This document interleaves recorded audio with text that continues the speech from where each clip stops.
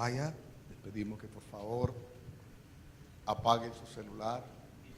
Si están esperando una llamada del presidente Santos, dígale que le va a contestar más tarde. Buenas tardes. Por lo menos hubiera dicho, jajaja, qué chistoso el hermanito. Dios les bendiga, hermano. Dentro de los temas de liderazgo hemos tenido pues, la bendición de experimentar diferentes ponentes, llenos de sabiduría de lo alto, por supuesto. Y en esta tarde, dentro de estos talleres de liderazgo, tenemos a otro miembro del cuerpo, ¿verdad?, necesario para la edificación y sobre todo para que tengamos un servicio excelente en el reino. Él es periodista y político boliviano. Acaba de mencionar nuestro hermano, soy Napoleón Ardaya, vengo de Santa Cruz de la Sierra, Bolivia. Y mientras escuchaba esa presentación estaba pensando en el Gran Walenda. El Gran Walenda era un famoso equilibrista internacional que había llegado al pueblo. Y como sucede en nuestros pueblos de América Latina, cuando llega, por ejemplo, el circo, sale la publicidad, ¿verdad? En un automóvil ponen unos parlantes, una bocina, como quiera que le llamen en su país, y sale la publicidad, venga al circo, gran presentación, payasos chilenos, equilibristas mexicanos, en fin, pareciera un equipo de artistas, pero de fama internacional que llegan, ¿no? Así sucedió cuando llegó el Gran Walenda al pueblo. Sale la publicidad para invitar a la gente a la presentación del Gran Walenda. Venga a ver al Gran Walenda, famoso equilibrista internacional capaz de cruzar caminando sobre un cable a 20 metros de altura y sin red de protección. Única presentación del Gran Walenda, usted no se puede perder. Se genera tal expectativa en el pueblo que la noche del debut, el público ha abarrotado las instalaciones que han preparado para la presentación del Gran Walenda. Hay números especiales o preliminares, ¿verdad? Hasta que el maestro de ceremonia sale frente al público y dice: señoras y señores, damas y caballeros, ahora con ustedes, el único, el siempre imitado pero nunca igualado, el Gran Walenda. Y sale el Gran Walenda y saluda como saluda la gente de circo, no sé cómo mueven las manos, ¿verdad? Pero bueno, saluda y el público está aplaudiendo y dice: Walenda, Walenda, Walenda, Walenda. El Gran Walenda se acerca al micrófono y dice: gracias, muchas gracias, señoras y señores. Yo en realidad no soy un equilibrista. Yo soy un pobre hombre, padre de 14 hijos y mi mujer está enferma. Hemos preparado este espectáculo para recaudar dinero para ayudar a mi familia. Yo me subo a esa torre y cuando comienzo a caminar por ese cable, al primer paso que doy me caigo y me mato. Pero estoy dispuesto a hacerlo por mi familia. A menos que ustedes prefieran que suspendamos la función y yo me lleve el dinero que ustedes pagaron por sus entradas para llevar medicina y alimento a mi familia. El público, generoso como el público caleño, dice: que se lleve el dinero, que se lleve el dinero, que suspenda la función, que se lleve el dinero, ¿verdad? Y ahí está el Gran Walenda viendo esa fantástica expresión de generosidad del público aquella noche. Mira sin ver porque hay un gran cañón de luz que lo está encandilando y no le permite ver a la gente. Pero la gente desde su ubicación puede percibir que hay un par de lágrimas en los ojos del Gran Walenda. Agacha la mirada, vuelve a levantarla y el público sigue gritando: que se suspenda la función, que se suspenda la función, que se lleve el dinero. Se acerca nuevamente al micrófono el Gran Walenda y dice: gracias, muchas gracias, señoras y señores. Han tocado mi corazón. Gracias a la generosidad de ustedes, hoy día habrá medicina para mi mujer y alimento para mis hijos. Gracias, muchas gracias. Y no se olviden, mañana funciones de matiné, tanda y noche. Bueno, espero que después de escucharme esta tarde, no se vayan como los que vinieron a ver al gran Walenda, ¿verdad? Frustrados porque, bueno, mucha presentación para poca cosa, ¿verdad? Es un gusto estar acá. Soy parte del grupo de 76 comunicadores que en 1992 fundamos COICOM en mi ciudad, en Santa Cruz de la Sierra, Bolivia. Yo trabajé como parte de ese equipo que invitamos y organizamos ese primer encuentro que se llamó el primer encuentro latinoamericano de comunicadores cristianos, donde nació COICOM. Por muchos años he recorrido el continente en los diversos países donde se ha desarrollado COICOM. De hecho, era uno de los maestros de ceremonia. Y bueno, estoy muy contento que ahora COICOM me permita y me haya invitado también para compartir estos temas. Como decía nuestro hermano, estoy dedicado a la capacitación en temas de liderazgo, comunicación y política. Trabajo con una organización, el Instituto de Liderazgo Pointman. Les voy a contar algo y que no salga de aquí, solo para ustedes, no se lo vayan a decir a nadie. Esa organización, ese Instituto de Liderazgo, es una organización cristiana. Todos los instructores de Pointman somos cristianos. Sin embargo, nos presentamos como un instituto de liderazgo, porque legalmente eso es lo que somos un instituto de liderazgo. Y vamos a áreas no cristianas, muchas veces áreas de gobierno, pero también el sector privado, empresarial, ámbitos académicos, a presentar nuestros seminarios de liderazgo. Basados en principios bíblicos, pero compartidos o enseñados o facilitados en un lenguaje no religioso absolutamente para nada. Así que ahí no usamos el lenguaje que los cristianos tenemos dentro de nuestra burbuja, dentro de la iglesia. Tampoco estamos mencionando de qué versículo viene aquel principio, simplemente hablamos de principios de liderazgo. Pero la gente queda tan entusiasmada con los temas que compartimos que al final del seminario están deseando más. Y entonces nosotros les preguntamos, ¿saben ustedes de dónde vienen los principios de los que hemos hablado? Algunos se dan cuenta, otros no se dan cuenta, pero nosotros siempre les decimos, esos principios vienen de la Biblia, de la palabra de Dios, ¿verdad? Que no es necesariamente un texto religioso, pero es un libro donde podemos encontrar ayuda práctica para la vida cotidiana en todas las áreas de nuestra vida y nos permite de esta manera compartir nuestra fe en Jesucristo. Y hemos estado en lugares donde de otra manera no hubiéramos tenido esa posibilidad. Hay países en nuestro continente donde en áreas de gobierno no se puede mencionar la palabra Dios, ¿verdad? Y nosotros hemos podido compartir de nuestra fe en Jesucristo en esos lugares. Hemos estado en algunos de los países de ustedes y bueno, es un privilegio realmente hacer ese trabajo y servir de esa manera. Nosotros decimos que es una estrategia pre-evangelística porque nos permite bajar barreras comunicacionales con gente que probablemente no quiere saber nada de religión, pero está interesada en escuchar acerca del liderazgo. Y nuestra base bíblica ahí está en Juan 4, el encuentro de Jesús con la mujer samaritana. ¿Se acuerdan ustedes?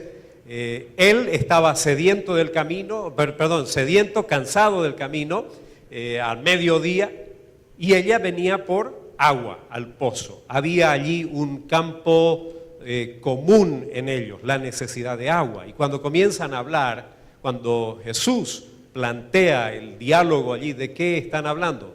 ¿De qué habla? De agua, de agua. Y incluso cuando ella comienza a plantear algunas barreras comunicacionales, él se mantiene hablando de agua, pero cada vez en un nivel un poco más profundo, hasta que después de haberse ganado la confianza, haber ganado autoridad moral para entrar a conversar temas un poco más profundos, ella es la que dice, ¿por qué no me das de beber de esa agua. Y aún en esa aproximación allí, en esa confrontación de la condición espiritual de ella, el Señor Jesús es enormemente positivo, no condenatorio, para confrontar. No deja de confrontar el pecado, la necesidad espiritual, pero lo hace de una manera que probablemente algunos de nosotros no lo hubiéramos hecho.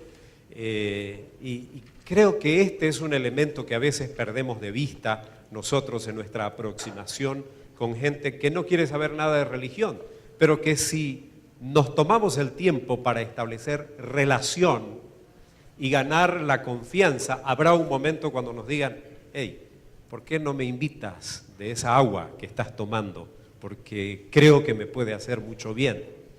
Es mucho más fácil pegar autoadhesivos en nuestros carros que digan Jesús es relación y no religión, pero cuando lo presentamos, muchas veces lo presentamos como religión y no hacemos ninguna relación, ¿verdad? Entonces, bueno, se trata de eso y viajamos a lo largo y ancho del continente haciendo ese trabajo. Por cierto, soy casado desde hace 26 años, 7 meses y 20 y tantos días con la misma esposa. Tenemos 3 hijos, una hija de 25, un hijo de 24 y el menor de 20. Y ellos mandan salud. De hecho, uno de mis hijos me dice, papi, quiero que les des saludos a los hinchas de, ¿qué se llama el equipo? ¿Deportivo Cali o Nación? Eso. ¿Quiénes son de Deportivo Cali? Reciban saludos de mi hijo, Juan Marcos. Me dijo, salúdelo. Es Juan Marcos, es mi hijo, no soy yo. Yo no sé nada de fútbol. Muy bien, a lo que vinimos. Vamos a hablar de cómo construir un equipo imparable. Cómo desarrollar un equipo imparable. Por cierto, como han leído en el programa, la idea es compartir pautas que nos permitan desarrollar un equipo imparable en cualquier área de la actividad humana. Cuando hablemos de esto, de desarrollar un equipo imparable, puede ser la iglesia, si usted es un pastor, puede ser un ministerio en particular donde usted está sirviendo, puede ser su negocio, su empresa, puede ser una institución sin fines de lucro con la que usted trabaja, o puede ser su propia familia, ¿verdad? Este equipo. La pregunta es, ¿ha soñado usted con tener un equipo imparable? ¿Cómo se imagina que sería un equipo imparable? Bueno, la idea es un equipo de trabajo, ¿verdad? Que tiene logro, que tiene un sentido de realización, que alcanza objetivos y que es capaz de superar obstáculos. Es imparable, nada lo puede detener. Entonces vamos a ver algunas pautas que pueden ayudarnos a construir una familia imparable, una empresa imparable, un ministerio imparable, una iglesia imparable o una carrera, por ejemplo, política imparable. Suena pretencioso, ¿no? Pero creo que es posible. Vamos a hablar de 5 pautas que pueden ayudarnos a desarrollar un equipo de trabajo triunfador. Y para eso lo que vamos a hacer es desarrollar el estudio de un caso que hay en la Biblia. Un caso que probablemente lo conocemos todos, pero siempre hemos tenido una aproximación a ese caso desde otra perspectiva, desde otro ángulo, y no lo hemos visto normalmente del ángulo que lo vamos a considerar hoy día. Vamos a hablar de la historia de Babel en Génesis capítulo 11, versículos 1 al 9. El relato bíblico en Génesis capítulo 11, versículos 1 al 9, en la versión Reina Valera de 1960, dice así: Tenía entonces toda la tierra una sola lengua y unas mismas palabras. Y aconteció que cuando salieron de oriente hallaron una llanura en la tierra de Sinar y se establecieron allí.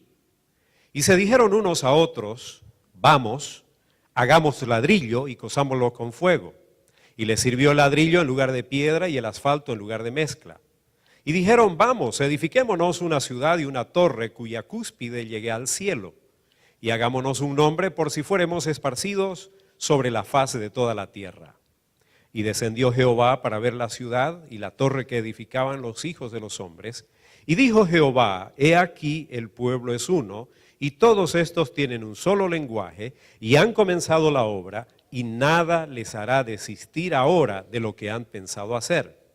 Ahora pues descendamos y confundamos allí su lengua, para que ninguno entienda el habla de su compañero. Así los esparció Jehová desde allí sobre la faz de toda la tierra, y dejaron de edificar la ciudad. Por esto fue llamado el nombre de ella Babel, porque allí confundió Jehová el lenguaje de toda la tierra, y desde allí los esparció sobre la faz de toda la tierra. Esa es la historia que todos nosotros hemos conocido y seguramente hemos escuchado muchos mensajes acerca de esto, pero con un enfoque un poco diferente. Normalmente, cuando uno habla de la Torre de Babel, uno se enfoca en los aspectos negativos que hay allí, ¿verdad? Pero hoy vamos a considerar este caso desde un ángulo un poquito diferente. Y vamos a ver que allí hay el ejemplo de un equipo imparable. Fíjese usted que Dios mismo, al ver aquel grupo de personas, dice, nada les hará desistir de lo que han pensado hacer. Este era un grupo de personas que habían desarrollado sus actividades, de alguna manera su vida cotidiana estaba orientada en un sentido, pero en determinado punto hacen una inflexión y dicen, de aquí las cosas van a cambiar y vamos a trabajar en esto y enseguida vamos a entrar en profundidad. Y cuando Dios observa esto, Dios observa, mira y dice, este es un equipo imparable. Nadie va a parar a este equipo. Nada los va a hacer desistir. ¿Saben qué? No hay nada de malo en ser un equipo imparable. De hecho, vamos a ver luego que Dios en algún sentido quiere que nosotros desarrollemos equipos imparables. Entonces no hay nada de malo en ser un equipo imparable. El problema en ese grupo de personas estaba en otro lado. Pero el hecho de ser un equipo imparable no era la opinión de los vecinos, no era solo la opinión de los medios de comunicación, para tratar de contextualizar, ¿verdad? No es que los grandes analistas políticos o los medios de comunicación decían, wow, este es un equipo imparable. Era Dios mismo observando lo que esta gente estaba diciendo y haciendo. Dice, este es un equipo imparable. Ahora, ¿cuáles son las pautas que permitieron que este sea un equipo imparable? En primer lugar, este era un grupo de personas que tenía una visión clara. Dice el versículo 4, y dijeron, vamos, edifiquémonos una ciudad y una torre cuya cúspide llegue al cielo, y hagámonos un nombre por si fuéramos esparcidos sobre la faz de toda la tierra. Tenían una visión clara. Sabían qué era lo que querían lograr. Ahora, cuando hablamos de visión, ¿a qué nos referimos? Por cierto, no estamos hablando de lo que en mi ciudad diríamos ver visiones o ver apariciones fantasmagóricas. En nuestro folclore de Santa Cruz de la Sierra tenemos leyendas, historias de la viudita que se le aparece a los borrachos, del carretón de la otra vida, qué sé yo. Historias de ese tipo que son propias de nuestra cultura vernacular en América Latina, ¿verdad? En cada uno de nuestros pueblos tenemos algo parecido. No se está refiriendo a eso, no estamos hablando de eso. ¿De qué hablamos cuando mencionamos visión? Estamos hablando de tener la descripción de cómo debiera ser el futuro para la organización en la cual nosotros estamos desarrollando nuestro liderazgo, sea nuestra familia, sea la iglesia, una institución sin fines de lucro, una empresa, o sea, toda una ciudad, un departamento, estado o provincia, o toda una nación, ¿verdad? Estamos hablando de la fotografía que quisiéramos tomarle a nuestra organización dentro de 5, 10, 15 años. Antes, cuando hablábamos de visión, se hablaba normalmente 20, 25 años. Como el mundo está girando tan rápidamente hoy en día, por medio de sus acontecimientos, los escenarios cambian. Entonces, hoy día se dice que una visión debe ser revisada cada 5 años, no más tarde de cada 5 años, ¿verdad? Pero bueno, entonces cuando hablamos de visión, estamos hablando de la descripción de cómo debiera ser el futuro para nuestra organización. Permítanme darles un ejemplo de visión. A principios de los años 1900, un señor llamado Henry Ford dijo lo siguiente. Primero, ¿quién era Henry Ford? El creador de la compañía Ford, ¿verdad? De la fábrica de vehículos. Él dijo, construiré un automóvil para las multitudes. Tendrá un precio bajo que ninguna persona que tenga un buen salario no pueda tener uno y disfrutar con su familia de la bendición de horas de placer en los campos abiertos de Dios, decía él, ¿no? Cuando haya terminado, todos serán capaces de disfrutar uno y todos tendrán uno. El caballo desaparecerá de nuestras carreteras, el automóvil se dará por sentado. Ahora, Henry Ford dijo esto a principios de los años 1900. Seguramente alguien familiarizado con planificación estratégica y cómo elaborar una declaración de visión podría decir, bueno, pero eso para declaración de visión es demasiado extenso, demasiado largo, no se formula así una declaración de visión. Puede ser, eso es un tema de técnica de elaboración, de cómo formular la declaración de visión y ciertamente hoy en día se recomienda hacer una declaración de visión mucho más corta, ¿verdad?, que sea un concepto transferible, que se pueda repetir, que se pueda comunicar. Pero no podemos dudar que este hombre a principios de los años 1900 tenía una visión clara de qué era lo que quería lograr. Ahora, el automóvil ya existía como un invento. De hecho, él mismo había trabajado en una industria automotriz, si no me equivoco era Oldsmobile, que existía antes de que él establezca su propia compañía. Pero ¿qué sucedía? La realidad era que los automóviles solo podían ser adquiridos por personas de muy alto poder económico. Se necesitaba ser millonario para tener un automóvil. No cualquier persona podía tener un automóvil. Entonces fíjense que él no necesariamente está partiendo de algo que no existe, está tomando. El invento ya está, ya existe, pero lo está llevando al siguiente nivel. El sueño de él, la visión de él es esto que es tan bueno, un medio de transporte motorizado, lo vamos a popularizar, lo vamos a masificar, lo vamos a poner al alcance de toda persona que tenga un buen salario. No necesariamente un millonario.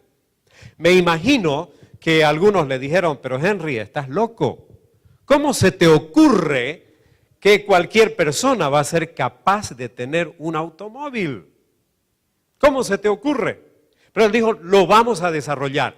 Yo voy a construir un automóvil de estas características, que tenga un precio accesible, de tal modo que una persona teniendo un buen salario en algún momento pueda adquirir un automóvil. Pregunta, ¿se cumplió la visión de Henry Ford? Sí. Él hablaba del caballo desaparecerá de nuestras carreteras, el automóvil se dará por sentado. Cuando él dijo esto, lo que abundaban en las carreteras eran los carruajes tirados por caballos, ¿verdad? Hoy en día, si vemos un carruaje tirado por caballos, es una rareza, le tomamos una fotografía y la subimos al Facebook, ¿verdad? Mirá lo que me encontré. Cuando estamos en una carretera, lo que esperamos ver son vehículos motorizados. No importa si el combustible es, ¿verdad?, gasolina, diésel o si son eléctricos, pero lo que esperamos ver en una carretera son vehículos. Entonces la visión de este hombre se cumplió.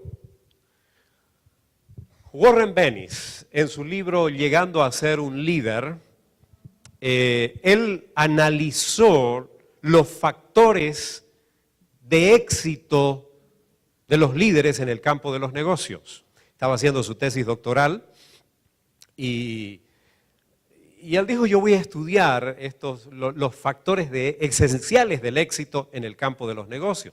Y cuando estudió a los líderes de las compañías más grandes con éxito, ¿verdad? Él descubrió que los líderes de esa compañía tenían 3 características. Primero, desarrollaron una visión clara. Tenían muy claramente definido cuál era el futuro que aquella organización iba a tener. Podían describir dentro de 5, 10 años, esta organización va a lucir de esta manera, estas son las características que va a tener, estos son los servicios que va a proveer, estas son las necesidades que va a satisfacer. Tenían una visión clara, como la de Henry Ford. Pero la segunda característica que descubrió Warren Bennis al analizar a los líderes de las compañías más exitosas en el campo de los negocios es que no solo tenían una visión clara, sino que tuvieron la capacidad de comunicar la visión efectivamente. Claro, ¿de qué sirve que el líder tenga una visión si no la comunica a los demás? Con que el líder la tenga en su cabeza, la visión no se va a concretar, ¿verdad? Tiene que comunicar a los demás la visión. Y entonces, dice Warren Bennis, los líderes de mayor éxito en el campo de los negocios no solo tienen una visión, pero comunican esa visión a todo su equipo, transfieren esa visión. Comunicar ya de por sí es algo complejo, es algo difícil. ¿Cuántas veces tenemos dificultades en nuestras relaciones interpersonales simplemente porque no hemos comunicado bien? O sea, ya el proceso de comunicar de por sí tiene sus propias complicaciones, pero cuando se trata de comunicar visión, que si bien es cierto puede partir de algo que ya existe, pero para llevarlo al próximo nivel comienza a soñar con una realidad nueva, entonces comunicar lo que todavía no existe, lo que todavía no se ha logrado puede ser muy complicado, ¿verdad? Y se necesita usar pruebas de comprensión, si los demás están comprendiendo lo que yo estoy comunicando como visión de lo que queremos alcanzar. Entonces, requiere el uso de métodos creativos para comunicar, de una forma, de otra forma. ¿Por qué en las empresas, en las organizaciones que hacen un trabajo serio en este campo, tienen la declaración de visión visible allí? Cuando hay reuniones repiten la declaración de visión. Por esto, por comunicar la visión claramente. Que Henry Ford hubiera tenido su visión de qué era lo que quería, era bueno, pero si no comunicaba con su equipo, obviamente esa visión no hubiera sido compartida y no se hubiera trabajado en esa visión. Pero Warren Bennis dice que una tercera característica de las compañías de éxito en el campo de los negocios es que tienen líderes que no solo han desarrollado una visión clara, no solo la han comunicado efectivamente, pero también mantuvieron el enfoque. Es decir, trabajaron diariamente, cotidianamente para concretar esa visión. No podemos trabajar en una visión diferente cada semana, ¿verdad? Tenemos que desarrollar una visión, establecerla, comunicarla y enfocarnos en esa visión en el trabajo cotidiano. Las cosas, cuando hablamos de liderazgo, los resultados en el liderazgo no se producen por generación espontánea. A veces accidentalmente podemos llegar, ¿verdad?, a un resultado, pero la verdad es que en liderazgo necesitamos trabajar cotidianamente para producir los resultados deseados. Es decir, mantener el enfoque, enfocarnos en cuál es la visión y trabajar en ella para lograr lo que queremos lograr. El ejemplo de Jesús. Jesús, el Señor Jesucristo, era una persona con una visión clara, tenía un sentido de propósito muy claro, tenía una visión muy clara de qué era lo que quería lograr. Por eso, el escritor de Hebreos, en Hebreos 12:2, dice, puestos los ojos en Jesús, el autor y consumador de la fe, el cual por el gozo puesto delante de él sufrió la cruz, menospreciando el oprobio, y se sentó a la diestra del trono de Dios. Lo que está diciendo el escritor de Hebreos es, el Señor Jesús era un hombre visionario, tenía su visión, tenía claramente definido para qué había venido y trabajaba, estaba enfocado en esa visión. Pero luego nos está diciendo, nosotros también debemos ser gente de visión y debemos enfocarnos. Y el modelo que tenemos es Jesús, pongamos los ojos en Jesús. Y luego refleja cómo es que Jesús era un ejemplo de visión.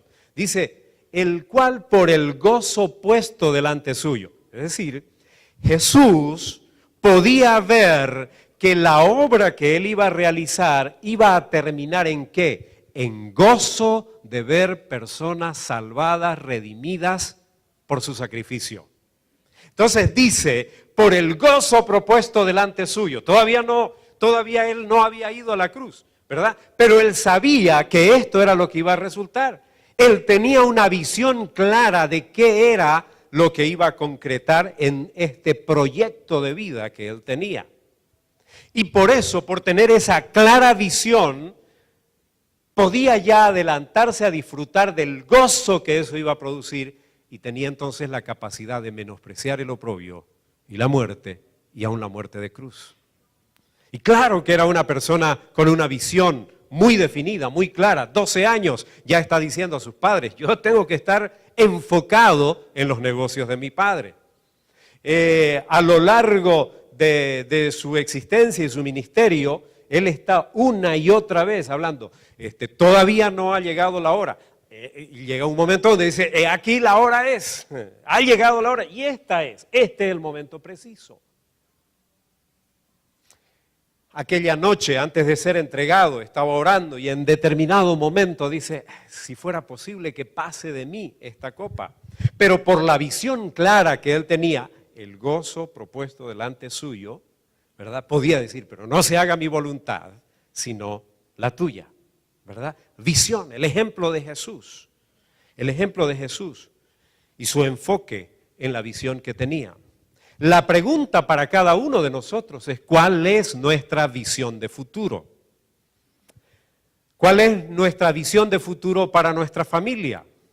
¿Cómo vemos nuestro hogar, nuestra familia dentro de 5, dentro de 10 años? ¿Dónde quisiéramos que esté?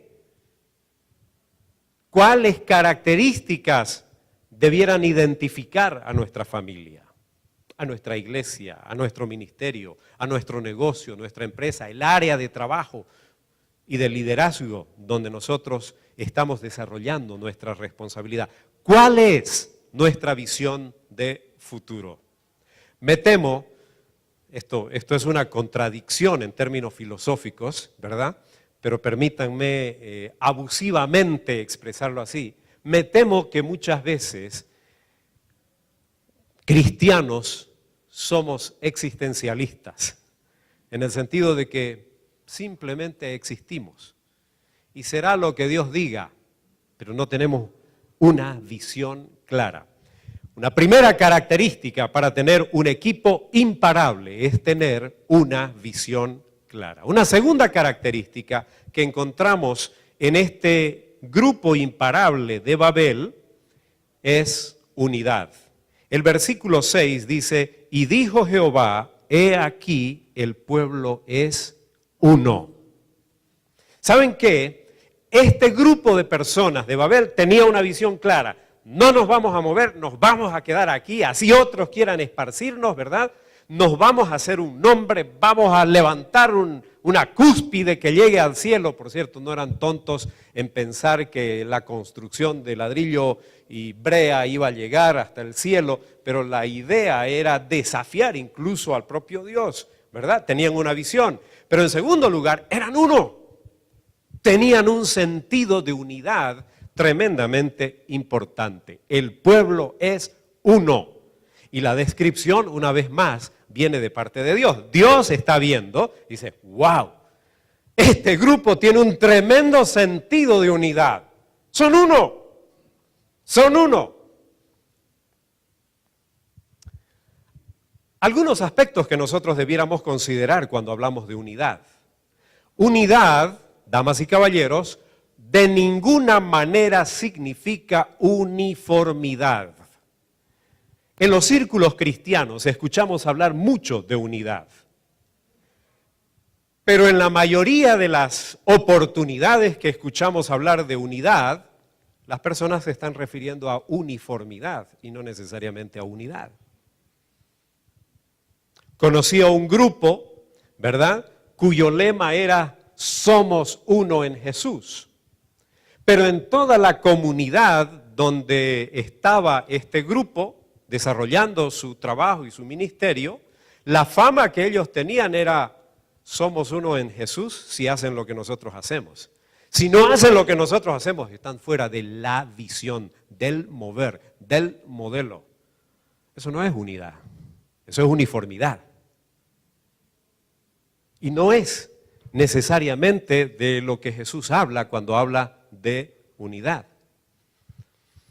Es interesante que para hablar de unidad en la palabra del Señor se usa un ejemplo de la naturaleza, es decir, de la creación de Dios. Por ejemplo, cuando habla de la iglesia y que debe estar unida, ¿cuál es la metáfora que usa la palabra de Dios? El cuerpo humano. El cuerpo humano, ¿verdad? Ahora, cuando Pablo, que es el que trabaja este concepto del cuerpo, ¿verdad?, como una expresión de unidad, se preocupa porque entendamos claramente que no está hablando de uniformidad cuando él dice: ¿saben qué? La oreja no puede decir porque no soy boca, no soy del cuerpo. Los ojos no pueden decir, y por último dice, la cabeza no puede decir a los pies: no te necesito. Y sin embargo, hay unidad en ese cuerpo. Entonces, unidad no significa uniformidad. Y es algo que debiéramos entender en nuestros equipos de trabajo. Unidad no tiene nada que ver con uniformidad. La oración del Señor Jesús, que sean uno, como tú y yo somos uno, lo más lindo es que no queda ahí. Hay una frase más que continúa. ¿Qué dice? Para que el mundo crea. El otro problema cuando en los círculos cristianos hablamos de unidad es confundir medio y fin. Damas y caballeros, desde la concepción bíblica, unidad no es el fin. La iglesia no debe estar unida para estar unida. Ese no es el sentir del Señor Jesús. En Juan 17, 21 nos está diciendo que unidad es el medio. Que seamos uno para. ¿Cuál es el fin? Que el mundo crea. Para que el mundo crea.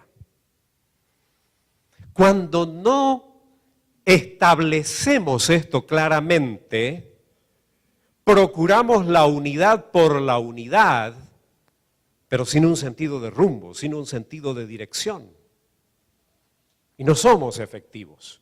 Un equipo imparable es un equipo que tiene visión, que tiene un sentido de unidad, entendiendo que unidad no es uniformidad, es decir, que todos deban hacer y decir exactamente lo mismo, pero también tienen claramente definido que el estar unidos no es el fin último, es el medio para lograr los resultados que Dios quiere que logremos.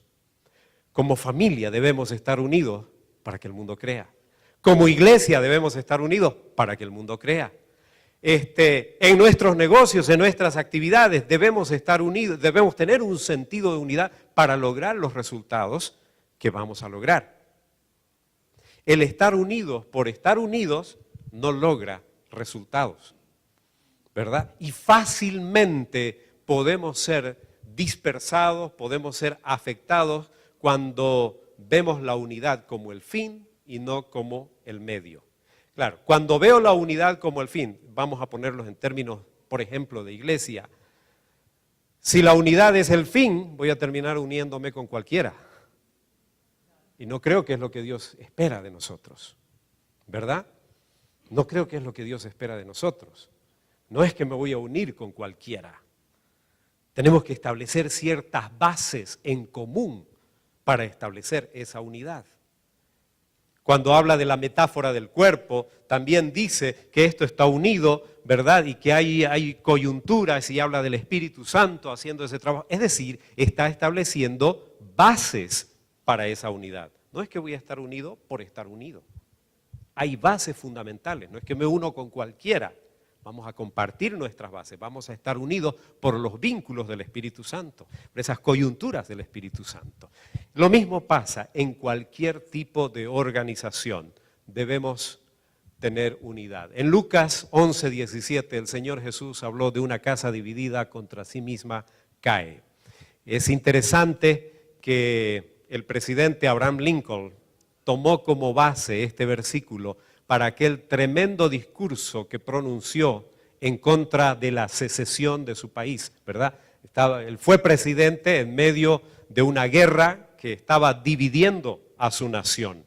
Y él habla de esto y dice, una casa dividida no puede permanecer. Fue parte central de ese discurso en el cual convocaba a la unidad. En cualquier tipo de organización, si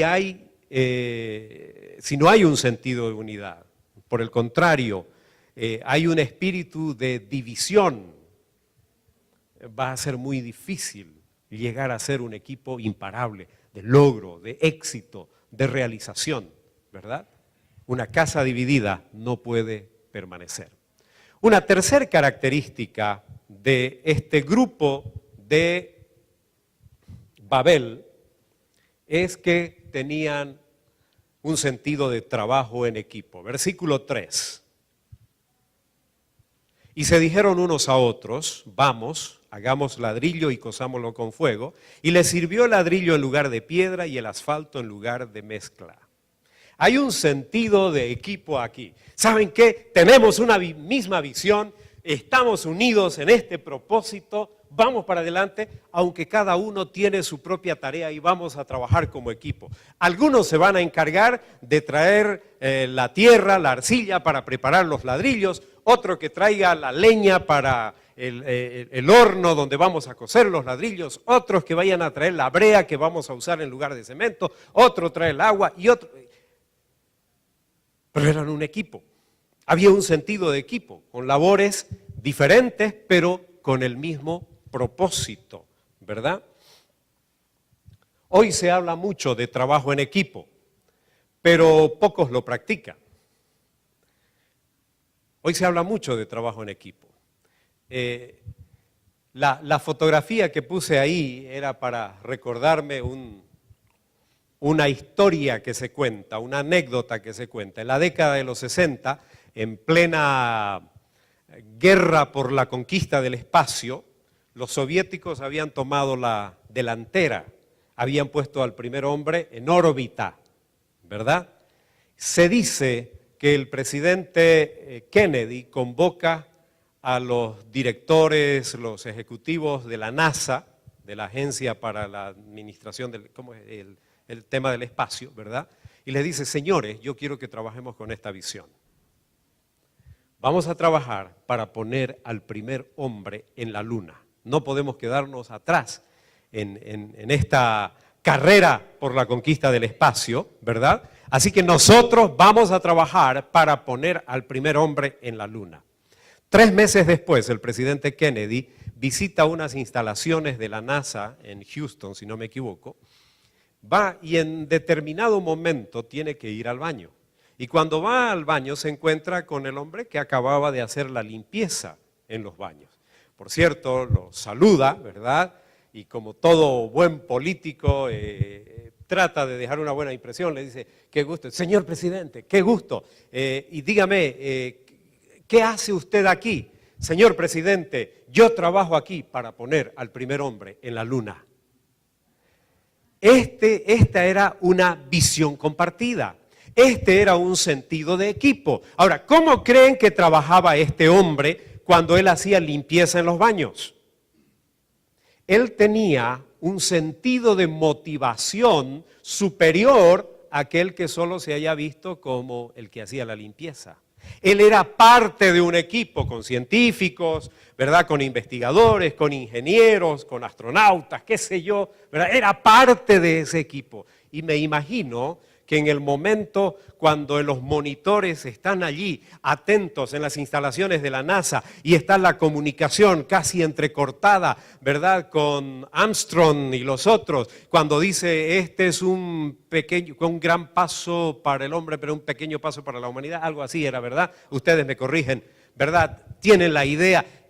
Y todos saltan y gritan de alegría. Yo me imagino que este hombre dejó los instrumentos de limpieza y junto con los demás se sentía ganador porque era parte de ese equipo que había puesto al primer hombre en la luna. Hace poco todos nosotros estuvimos extasiados durante un mes mirando ¿qué cosa? El Mundial de Fútbol. ¿Ah? Colombia, qué revelación, ¿verdad? Costa Rica, uy, ¿verdad? ¿Verdad? Pero quiero centrar nuestra atención en dos selecciones que les tocó enfrentarse: Alemania y Argentina.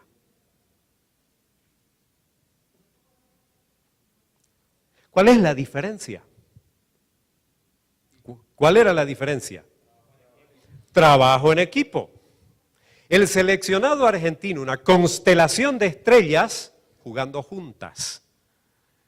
La selección alemana, nombres probablemente no tan famosos como los nombres de los jugadores de las estrellas argentinas, pero un tremendo sentido de equipo. Me encantaba ese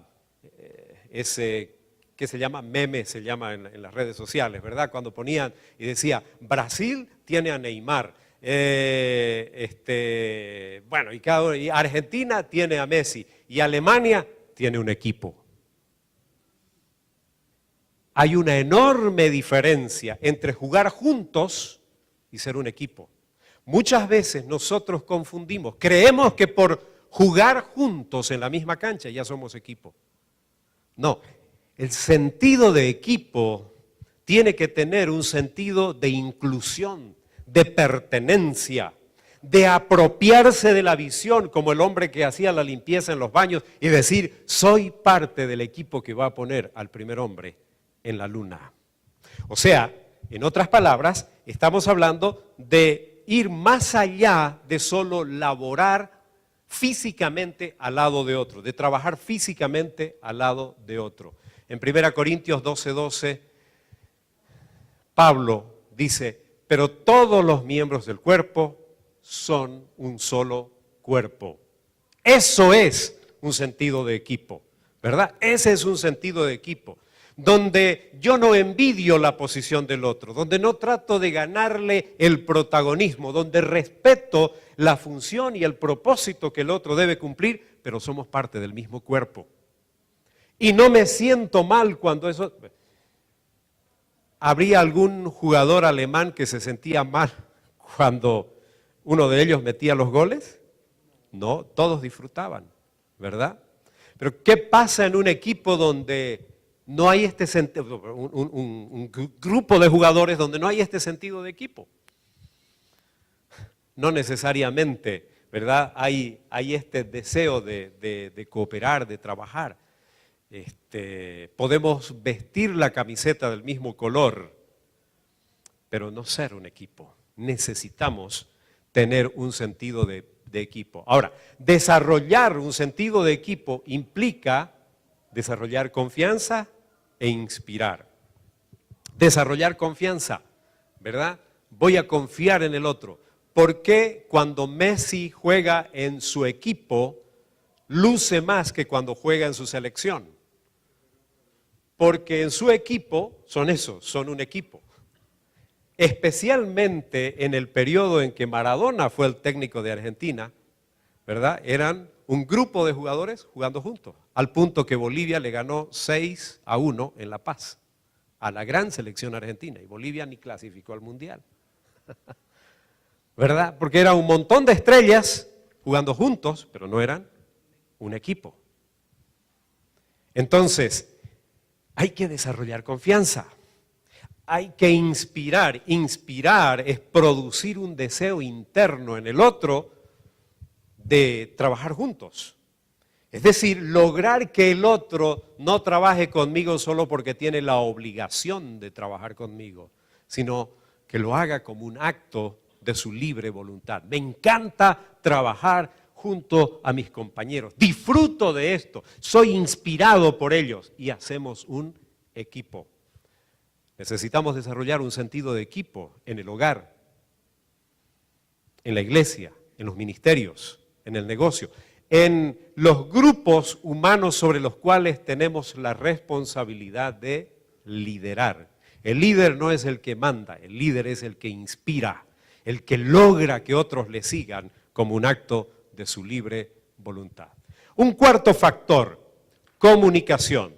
En el versículo 1 de Génesis 11 dice, tenía entonces toda la tierra una sola lengua y unas mismas palabras. Versículo 6, la segunda parte, dice, después de decir, he aquí el pueblo es uno, y todos estos tienen un solo lenguaje. Comunicación es el otro factor para desarrollar un equipo imparable. Si queremos desarrollar un equipo imparable, primero, tener una visión clara. En segundo lugar, un sentido de unidad. En tercer lugar, desarrollar trabajo en equipo. En cuarto lugar, establecer puentes de comunicación, eliminar las barreras de comunicación, ¿verdad? En el caso de este grupo de Babel, tenían un solo lenguaje, tenían unas mismas palabras. El factor clave para hacer que la visión sea adoptada y se mantenga el espíritu de unidad y el trabajo en equipo es comunicación. Lo hemos puesto en cuarto lugar, pero la verdad es que comienza diciendo, ¿cómo comienza el versículo 1? La primera descripción tiene que ver con que son uno y hablan el mismo lenguaje y tienen las mismas palabras, ¿verdad? Se entienden, es decir, comunicación es un elemento importante que me permite hacer que la visión sea compartida, que me permite generar un espíritu de unidad y que me permite desarrollar un espíritu de trabajo en equipo. Comunicación. Comunicación, damas y caballeros, no es solo hablar. Muchos creemos que cuando hablamos ya nos estamos comunicando. En realidad, el proceso de comunicación requiere respuesta. Requiere respuesta. Y alguien dijo, si no hemos obtenido respuesta, todavía no hemos comunicado, solo hemos difundido información. Hemos hecho difusión, pero no hemos hecho todavía comunicación. Mantener los canales de comunicación abiertos requiere decisión. La comunicación, para ser efectiva, muy pocas veces se va a producir de manera natural. Requiere tomar la decisión de comunicar, porque va a requerir también escuchar, ¿verdad? Requiere disciplina. Nuestra tendencia natural es no considerar la opinión del otro, lo que el otro siente, tomar en cuenta, ¿verdad? Requiere disciplina y requiere esfuerzo. Demanda de nosotros un trabajo adicional para comunicar. Y en la comunicación no se trata de que el otro se tome la tarea, los que estuvieron esta mañana en el taller de Benjamín Parra, ¿verdad? Habló mucho sobre esto al hablar de los medios de comunicación y decía, no se trata de que el oyente se tome la tarea de escucharnos, se trata de nosotros tomarnos la tarea para ser mejor escuchados. Es decir, elaborar nuestros contenidos en comunicación. Entonces necesitamos trabajar esto, desarrollar el esfuerzo. El Señor Jesús en Mateo 7:12 habló de la llamada regla de oro, ¿verdad? Hacer a otros como quiero que otros hagan conmigo. Muchas veces distorsionamos la regla de oro. He escuchado muchas veces que cuando la gente habla de regla de oro dice, no hacer a los demás lo que no quieres que los demás hagan contigo. Pero la verdad es que cuando Jesús habla, no está hablando en sentido negativo, no dice no hacer, dice hacer. Es decir, ser proactivo, ser deliberado, ser intencional, tomar la decisión, ser disciplinado, desarrollar el esfuerzo de hacer con los demás como quiero que los otros hagan conmigo. La comunicación requiere que nosotros tomemos la decisión, nos disciplinemos y hagamos ese esfuerzo que requiere desarrollar los procesos de comunicación, establecer puentes. Ahora, fíjense que cuando Dios dijo, este es un equipo imparable, nada los hará desistir, ¿cuál fue el factor que él afectó para hacerlo, para parar a ese equipo, para detener a ese equipo? ¿Fue la visión? No. ¿Fue el sentido de unidad? ¿Fue trabajo en equipo? Fue comunicación. Comunicación. ¿Cuánto nos preparamos para comunicar? ¿Cuánto tiempo pasamos comunicando con nuestros hijos, con nuestro cónyuge, con nuestro equipo de trabajo, en cualquier área donde nos toque trabajar? Comunicación. Si no hay la comunicación, la falta de comunicación puede detener la tarea, puede convertirnos en un equipo que no logra sus objetivos, por más que la visión esté clara, por más que haya habido un sentido de unidad, por más que haya un deseo en la gente de trabajar en equipo. Si no hay comunicación, eso no va a suceder y no vamos a lograr los resultados que estamos buscando. Ahora, hasta ahí hemos hablado de 4 puntos, que son las 4 pautas que son más evidentes. Pero hay una que falta y que es la censurable en el equipo de Babel. Fíjense ustedes que Dios no condena que ellos tenían una visión clara. Fíjense ustedes que Dios no condena el sentido de unidad que había en el equipo. Fíjense ustedes que Él no dice nada en contra de trabajar en equipo. No dice nada en contra de tener vías de comunicación abiertas, hablar un mismo lenguaje, de comprenderse. El problema del equipo de Babel no estaba en esos 4 factores que son altamente positivos. El problema del equipo de Babel estaba en que decidieron desobedecer a la voluntad de Dios para ellos. La visión que habían establecido estaba formulada en base a algo que ellos sabían claramente que no era lo que Dios quería para ellos. Y es ahí donde está el problema. Es en la decisión de desobedecer a la voluntad de Dios. Y estoy hablando a un público cristiano y por eso estoy usando estos términos, ¿verdad? Pero es ahí donde está el problema. Entonces, la pregunta para nosotros es, ¿hemos considerado la voluntad de Dios para nuestro ministerio o para nuestra familia, para el equipo que Él ha puesto en nuestras manos? Es por ahí por donde debemos comenzar, ¿verdad? Dios quiere que quienes no han considerado su voluntad se arrepientan.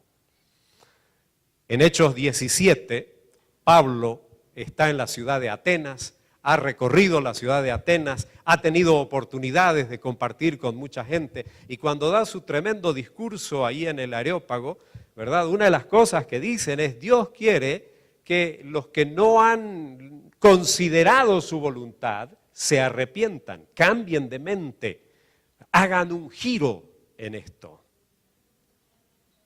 Ahora, los cristianos evangélicos somos muy hábiles para manejar este tema de la voluntad de Dios, ¿verdad? Y a veces en realidad encontramos la manera de cómo poner nuestra propia voluntad como si fuera la voluntad de Dios. Encontramos maneras y razones. Un día alguien vino y me dijo, el Señor me ha dicho que tú tienes que hacer esto. Y le dije, ¿por qué no le vas y le decís que me lo diga a mí también? ¿verdad? Porque me daba cuenta que no era más que una mera manipulación, ¿verdad? Y a veces con este tema de la voluntad de Dios jugamos de una y otra manera, pero en lo profundo de nuestro corazón y de nuestra mente, en nuestro fuero interno, ¿realmente estamos considerando la voluntad de Dios? ¿Qué es lo que Dios quiere para nosotros? ¿Por qué tener un equipo imparable? Para ir finalizando. Les decía al principio, yo creo que Dios quiere que nosotros tengamos equipos de trabajo que logren éxito, que tengan realización. Y alguien me puede decir, pero ¿sabes qué? Esa es una concepción bastante exitista, muy propia del mundo que nos rodea. Bueno, depende de qué queremos definir por logro, realización, ¿verdad? Y ahí viene este tema de si está enmarcado en la voluntad de Dios. Pero ¿por qué creo que Dios quiere equipos imparables? Bueno, porque Él quiere, por ejemplo, una iglesia imparable. ¿Recuerdan ustedes en Mateo 16, 18, está con sus discípulos, Él les pregunta y les dicen, muchachos, ¿qué dice la gente por ahí de mí? ¿Han escuchado ustedes algo? Sí, unos dicen que eres Elías, otros dicen que eres Juan el Bautista, que ha regresado, otros, sí, bueno. ¿Y qué dicen ustedes? Y ahí salta, ¿quién? Pedro, ¿verdad? Nuestro amigo Pedro, y le dice, tú eres el Hijo del Dios verdadero. Y el Señor le dice, bien, porque esto no te lo reveló carne ni sangre, y sobre esta afirmación que haces, edificaré mi iglesia. Y añade, y las puertas del Hades o del infierno, de acuerdo a la traducción que usted tenga, no prevalecerán contra ella. No sé si a usted le ha pasado lo que a mí me pasó. Cada vez que yo escuchaba o leía este versículo, la imagen mental que se producía en mí era la siguiente, que como Dios ha establecido su iglesia, ¿verdad? Esa iglesia tenía que tener cuidado y las puertas de la iglesia iban a estar tan firmes, tan fuertes, que no iban a dejar que la influencia del infierno, ¿verdad?, entre a la iglesia. Esa era la imagen mental que yo me hacía de ese versículo. No sé si a usted le ha pasado lo mismo, pero la verdad es que lo que Jesús está diciendo es totalmente diferente. Él no dice que las puertas de la iglesia van a aguantar. Lo que dice es que las puertas del infierno no van a aguantar. En otras palabras, que su iglesia va a avanzar, va a salir de la burbuja como un equipo imparable y ni las puertas del infierno la van a aguantar. Nuestra concepción errónea en este versículo de creer que eran las puertas de la iglesia las que debían aguantar, nos llevó a establecer nuestra burbuja, con nuestro lenguaje, con nuestras particularidades. Y por eso, por muchos años nos costó entrar, por ejemplo, en el campo profesional y científico. Nos costó entrar en el campo de la política. Nos costó entrar en el mundo real que viven las personas allá afuera. Porque tuvimos esta concepción que eran las puertas de la iglesia las que debían estar firmes para no permitir las influencias del enemigo.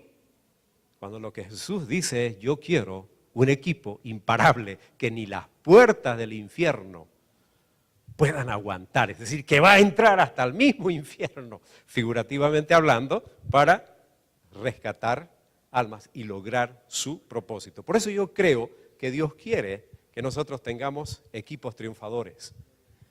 Dios quiere que nosotros tengamos familias capaces de vivir en el mundo real donde viven nuestros vecinos, capaces de trabajar y de convivir con los otros seres humanos, ¿verdad? Y ser triunfadores. Triunfadores en el sentido de alcanzar los propósitos que Dios quiere que nosotros alcancemos. No estoy hablando del éxito en aquella definición consumista, exitista, que no es precisamente la definición de Dios, ¿verdad? Pero el cumplir el propósito que Dios quiere que nosotros cumplamos. Para eso debemos establecer un nuevo orden de prioridades. Primero, considerar la voluntad de Dios.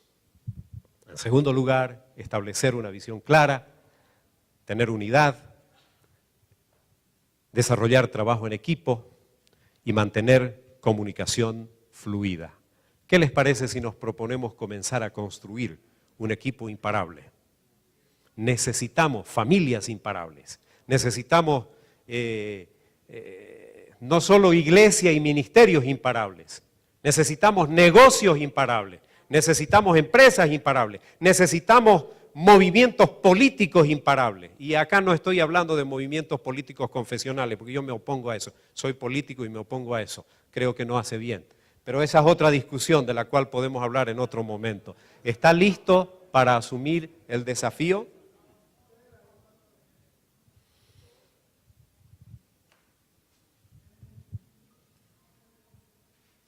Dios quiera que le pongamos ganas a esto en todas las áreas donde tenemos responsabilidad de ejercer influencia y liderazgo. Es cierto que no todos vamos a ser líderes en todas las áreas, pero hay un área en específico donde Dios demanda de nosotros liderazgo y en algún día nos va a pedir respuesta. ¿Sabe qué? Dios no me obliga ni me pide necesariamente que yo vaya a ser el líder en mi trabajo, ni en la iglesia. Porque eso dependerá de llamado, dependerá de dones, talentos, habilidades, qué sé yo. Pero hay un área donde sí me pide que yo sea un líder. Y es mi familia. Y es mi familia. Y me va a demandar responsabilidad allí. Así que si alguien dice, ¿sabe qué? Esto estuvo bien, pero debió estar acá el líder de la iglesia, debió estar acá mi jefe en el trabajo. No, qué bueno que usted esté, porque también su familia puede ser un equipo imparable. ¿Está listo para asumir el desafío? Muchísimas gracias. Voy a abrir para preguntas. Preguntas, si hay, rápidamente. No sé si hay otro micrófono para las preguntas. Correcto. Preguntas, levanten la mano, por favor.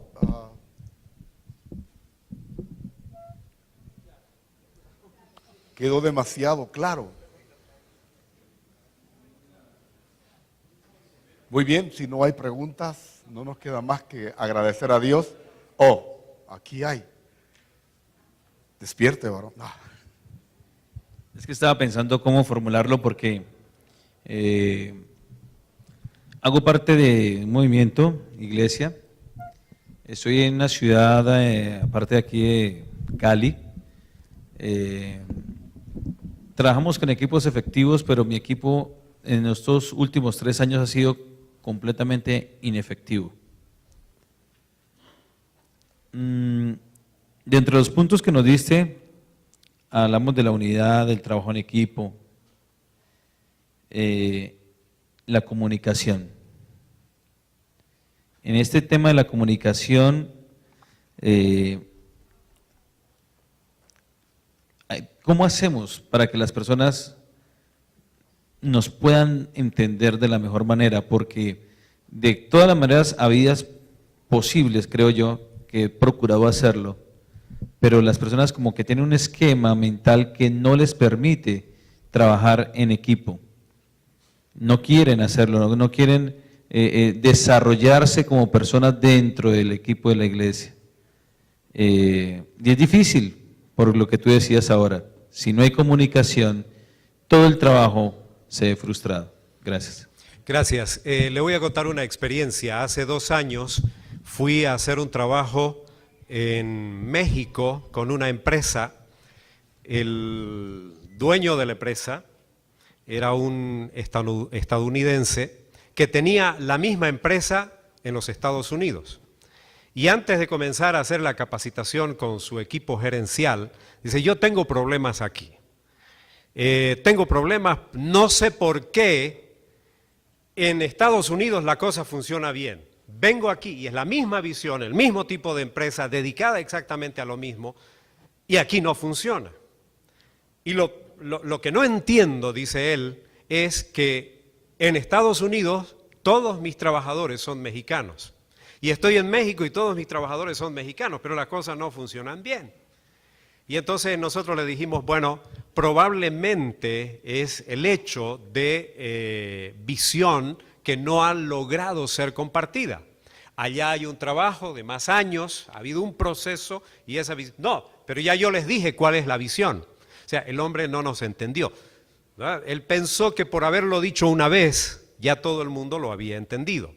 Cuando desarrollamos la capacitación, podíamos discernir o percibir más bien que ciertamente habían unas enormes barreras entre esta persona, que era el dueño de la empresa, y su equipo gerencial. Enormes barreras comunicacionales. Resulta que el último día se presentó una emergencia en la planta que ellos tenían en Estados Unidos, así que el hombre sale, deja el lugar donde estábamos haciendo la capacitación y ahí como que la cosa reventó. Cuando el hombre ya no estaba, ya todos dijeron, ¿sabe qué es lo que pasa? Lo que pasa, y comenzaron a señalar un montón de temas que ciertamente eran críticos en el modelo de liderazgo de esta persona. Y claro, pensó que porque había funcionado al otro lado de la frontera, aquí automáticamente tenía que funcionar, no consideró temas de cultura, procesos de acercamiento, identificación con la gente, ¿verdad? Entonces, ese era un enorme problema. El otro tema que por experiencia hemos encontrado, y entre nosotros debemos hacer una autocrítica, entre los cristianos evangélicos sucede frecuentemente, no somos dados a reconocer el valor del proceso. Si hay alguien que quiere todo instantáneo, somos nosotros, ¿no? Todo el mundo quiere café instantáneo, matrimonio instantáneo, divorcio instantáneo, todo instantáneo, ¿verdad? Pero en el caso nuestro queremos bendición instantánea, queremos resultado instantáneo y ahora sí, ahora, ¿verdad? Todo lo queremos instantáneo. Queremos que gente cambie de vida de manera instantánea y ciertamente hay algunos casos donde personas pasan por una experiencia de un cambio pero radical. Hasta ayer tenían una vida y a partir de hoy, pero la cosa cambió radicalmente y no vuelven atrás. Son algunos casos, pero no todos. Un día con un colega que quería ya no más en uno de nuestros seminarios lanzarse a hacer un desafío a las personas para recibir a Cristo, y yo le digo, esperemos, no en esta oportunidad, pero él se puso un poco duro ahí, pero dice, no, yo vine para esto y yo no quiero dejar de proclamar el Evangelio de Jesucristo, porque... Y le digo, sí, y lo estamos haciendo, pero estamos desarrollando relación. O sea, no, pero porque si uno de estos se pierde... Y le digo, pero entendé el concepto de proceso. Y el hombre se puso duro. A ver, le digo, vamos por este lado. ¿Dónde está en la Biblia la historia de la caída del ser humano? Díganme ustedes. Génesis, ¿qué capítulo? 3. ¿Dónde está la primera promesa de un Salvador? Génesis 3, 15. La pregunta es ¿por qué el Salvador no vino en Génesis 3, 16? ¿Por qué el Salvador no vino en Génesis 3, 16? Si la promesa ya estaba en Génesis 3, 15, ¿por qué el Salvador no vino en Génesis 3, 16? ¿Sabe por qué? Porque Dios estaba trabajando en el proceso. Por eso el escritor de Hebreos, en Hebreos 1.1 dice, Dios pues, habiendo hablado a los padres en otros tiempos por los profetas, en los postreros días nos habló. Es decir, proceso, ¿verdad? No todo sucede de la noche a la mañana. Hay que invertir esfuerzo, proceso, hay que darle tiempo y en ese proceso debo entender que normalmente las personas no cambian por acción directa, no cambian porque yo les diga tienes que cambiar. En otras palabras, es muy difícil que yo pueda efectuar el cambio en otra persona.